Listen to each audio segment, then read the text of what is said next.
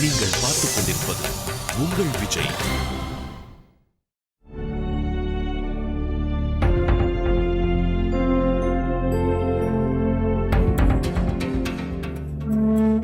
எவ்வாறு இச்சாபத்திலிருந்து மீண்டு வருவேன்? எனக்கு அந்த சக்தியை தாம் தான் அளிக்க வேண்டும் ஈசனே. செய்த தவறை நிறைவேற்று. நீ ஒரு மீனவ பெண்ணாக பிறக்க கடவுள். ஞானத்தை பெறும்போது தவறிழைத்தான், அதற்கு இதுதான் கதி. மாதா, மாதா, உடனே புறப்படுங்கள் தாயே. விரைந்து இங்கிருந்து புறப்படுங்கள்.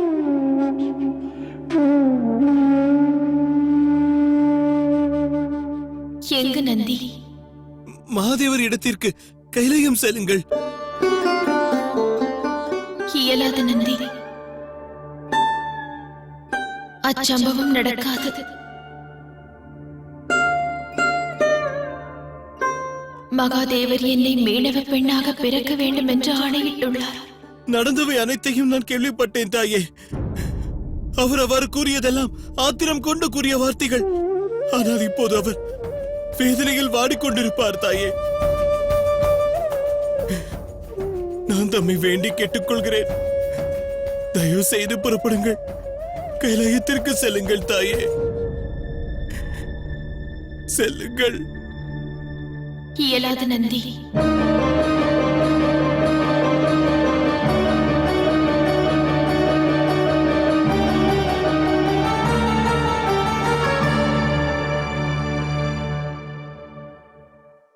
எம்மால் மகாதேவருடைய போதனைகளை பின்பற்ற இயலவில்லை. அவருடைய ஆணையையும் ஏற்காமல் இருந்தால் அவரை நான் அவமதிப்பதாகும் அல்லவா? நான் விரைவில் ஒரு மீனவ பெண்ணாக பிறப்பெடுத்து செய்த தவறுக்கு பிராயச்சித்தம் செய்வேன்.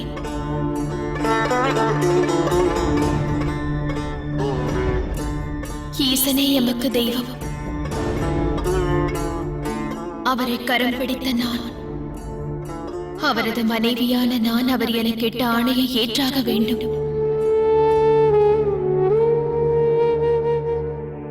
இதை நான் ஏற்காமல் இருப்பது மாபெரும் பாவமாகும். அவ்வாறு நிகழ்ந்தால் நான் பத்தினி தர்மத்தை ஏற்கவில்லை என்று உலகம் கூறும்.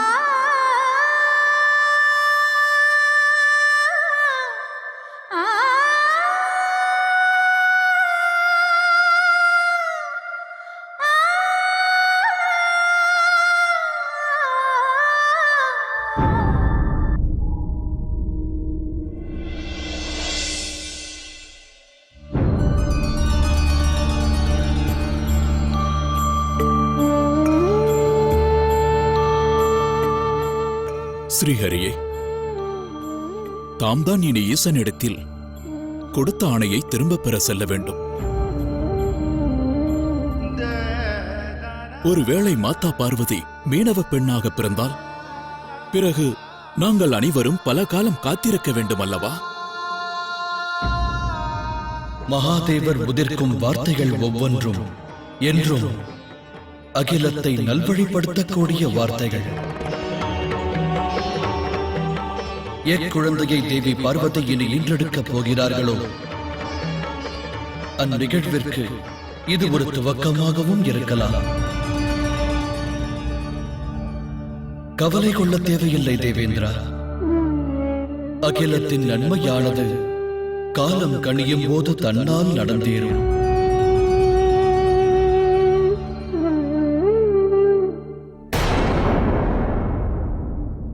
ஈசனான தம்முடைய தயவால் தான் தமது இல்லாளான எனக்கு பெருமை சேர்ந்தது. ஆனால் தாம் எனக்கு அளித்த போதனைகளில் கவனம் செலுத்தாததால் இன்றைய பிராயச்சித்தத்தை செய்யும் நிலைமைக்கு உட்பட்டிருக்கிறேன்.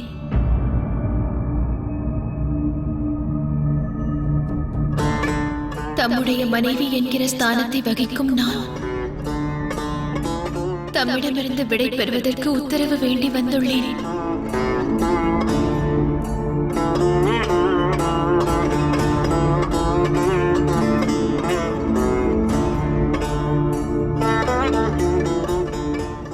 எவ்வித வேண்டுதலையும் நான் எதிர்நோக்கவில்லை. தாம் அப்போதே உத்தரவளித்து விட்டீர்கள். அதை நான் நன்கறிவேன். மானிட பிறவியின் சரீரமானது அசுத்தங்களை ஒன்றாக்கியதாகும்.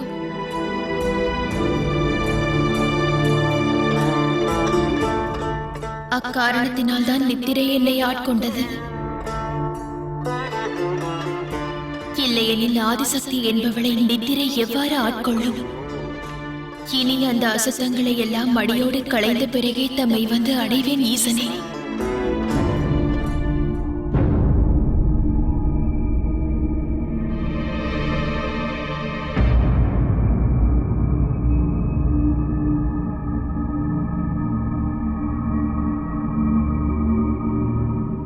உனது வேதனையை நான் உணராமல் இல்லை பார்வதி.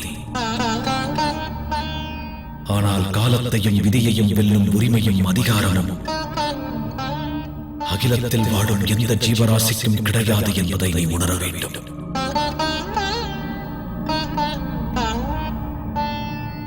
இந்நிகழ்வால் உனக்கு மட்டும் வேதனை என்று உணராதே பார்வதி. நானும் அதை அனுபவித்துக் கொண்டிருக்கிறேன். உன்னில் அடங்கியுள்ள அதே வேதனையின் அளவு என்னுள்ளும் அடங்கியுள்ளது. உன் மீது நான் கொண்டிருக்கின்ற அன்பினை நீ நன்கு அறிவாய் பார்வதி.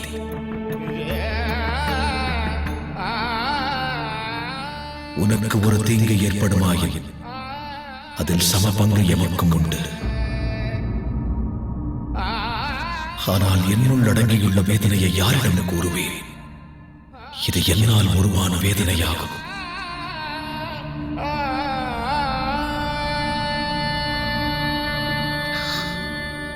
என்னை மன்னித்தருளுங்கள் சுவாமி. எம்மால் தமக்கு வேதனை என்பதை உணரும் போது என் மனம் இன்னும் வேதனை அடைகிறது.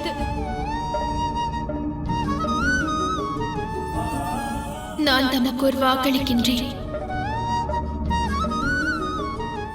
என்னிடம் உள்ள குறைகளை எல்லாம் நிவர்த்தி செய்து நிறைவடைந்த பிறகே தம்மை வந்து அடைவேன்.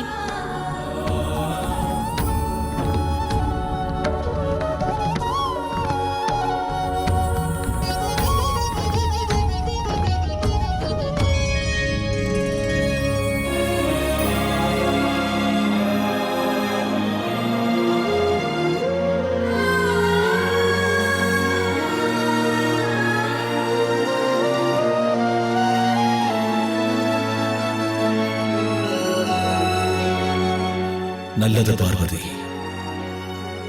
உனது பிராயச்சித்த பணியின் துவக்கத்தை முதலில் கங்கையில் இருந்து துவங்குவாயாக. செல், உன் பணியை துவங்கு.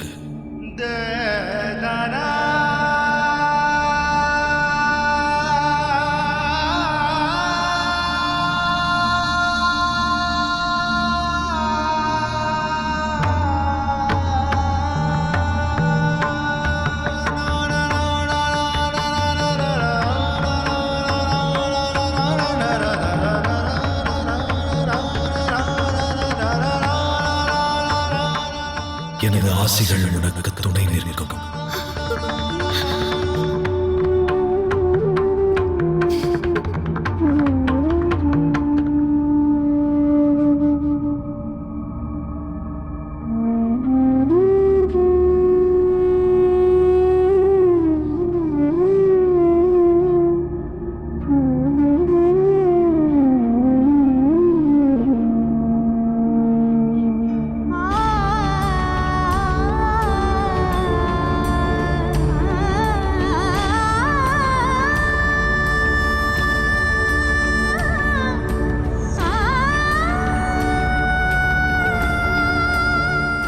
என்னை மன்னித்துவிடு நந்தி. மகாதேவரை அக்கறையோடு கவனித்துக் கொள்.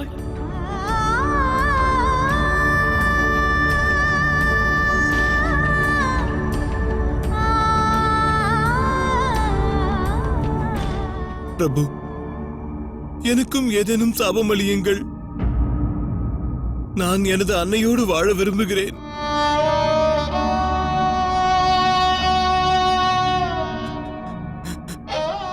தவறு நந்தி.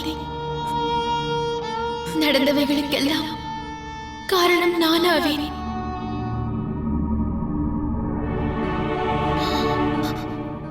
ஆகையால் இந்த பலனை முழுமையாக அனுபவிக்க வேண்டியவள் நான் தான்.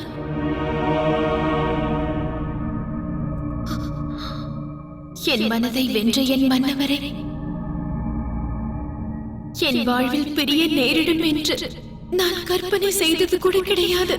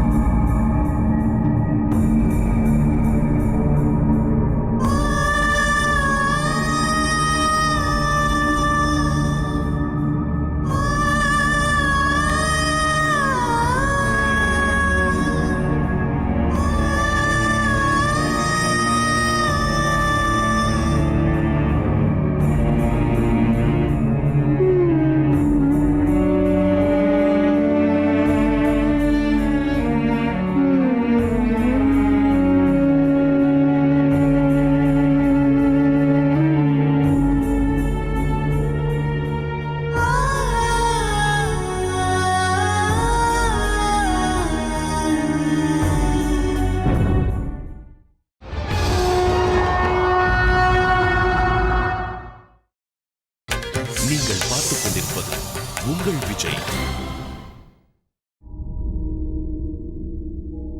உத்தம காரியம் சக்ரியா, அதி உத்தமம். நீ இன்று ஓர் சுபச் செய்தி கொண்டு வந்துள்ளாய். இனிமேல் பார்வதி ஒரு மீனவ குடும்பத்தில் வளரப்போகின்றாள். அப்படியென்றால் நமக்கு ஏற்பட்டுள்ள இடையூறுகளுக்கெல்லாம் ஓர் விடை கிடைக்கப் போகிறது.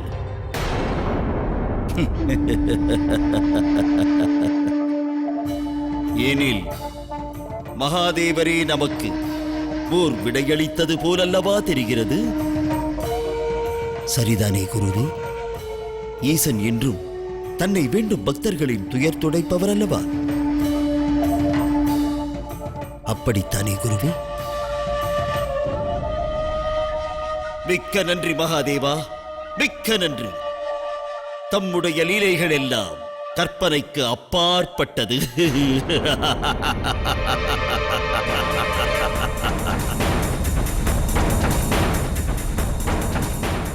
ஈசனின் லீலைகளை உன்னால் அறிய முடியாத தாரகாசுரர்.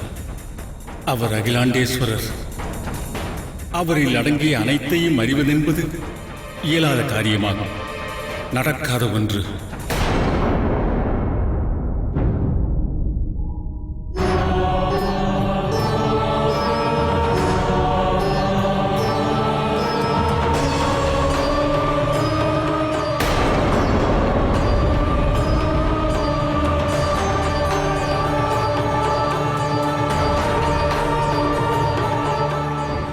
என் சகோதரியான கங்கையே, என் பிராயச்சித்த பணியை இன்று உன்னிடமிருந்து துவங்க நான் இங்கு வந்திருக்கின்றேன். எனக்கு உன் துணை தேவை கங்கா. என் பிராயச்சித்த பணியை விரைவாக நான் முடிக்க வேண்டும். மீண்டும் என் சுவாமியை நான் அடைய வேண்டும்.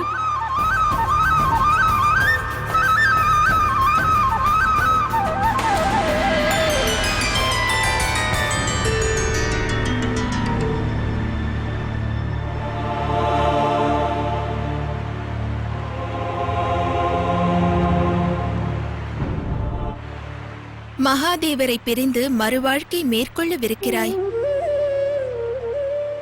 அது எனக்கே வேதனையை தருகிறதென்றால் உன் மனம் எவ்வளவு வேதனையை பெற்றிருக்கும் என்பதை நான் அறிவேன்.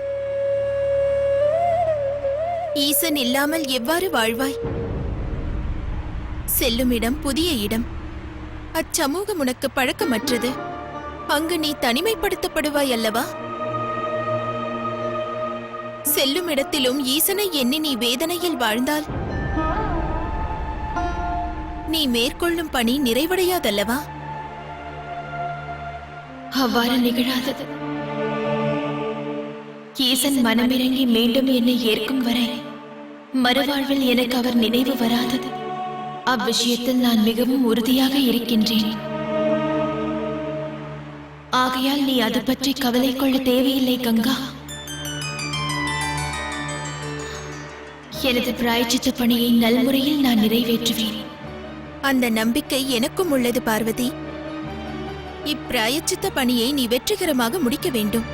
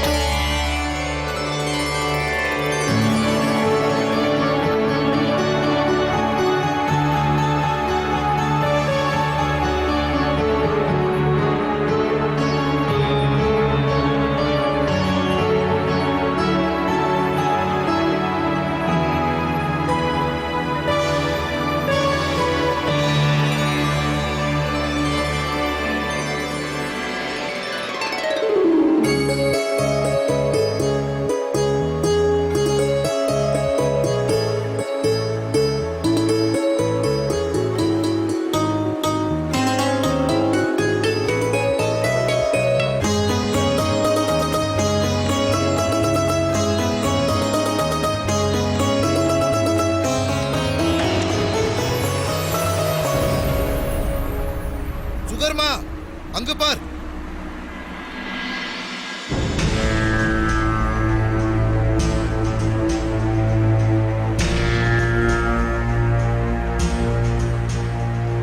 வீரா!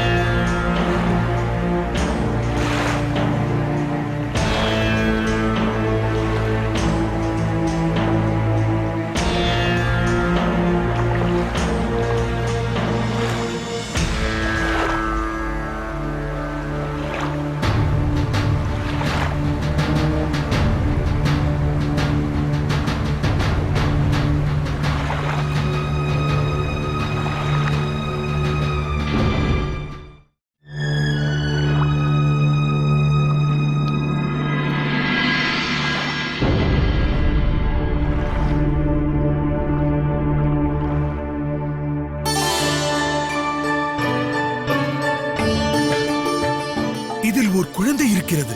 நமது சுகர்மாவிற்கு கங்கா மாதாவின் ஆசி கிடைத்து விட்டது. நன்றி ஈசனே.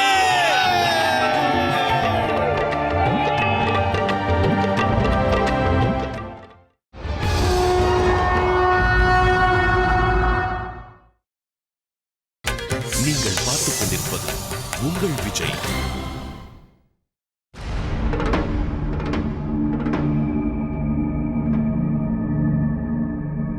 உனது ஜன்ம ஜன்மாந்திர வேதனைகளுக்கெல்லாம் ஒரு முடிவு பிறக்கவிருக்கிறது.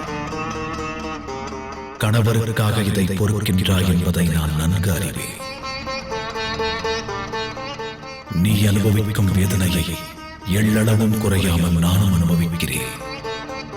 வாழ்வில் நீ இன்றி நான் இல்லை என்பதை நீ நன்கு அறிவாய் பார்வதி. ஒன்றை நினைவில் கொள். ஒவ்வொரு யுகத்திலும் நாம் இருவரும் காத்து வந்த பொறுமையானது என்று நம்முடைய நிறைவிற்கு வழிவகுக்கும் என்று நம்புகிறேன். நீ மீனவ பெண்ணாக அவதரிப்பது நம் வாழ்வில் நடக்கும் இறுதியான பயிற்சியாகும். உன் மீது எனக்கு நம்பிக்கை உள்ளது. அதன் பிறகு சிவனையும் சக்தியையும் எந்த சக்தியாலும் பிரிக்க இயலாது.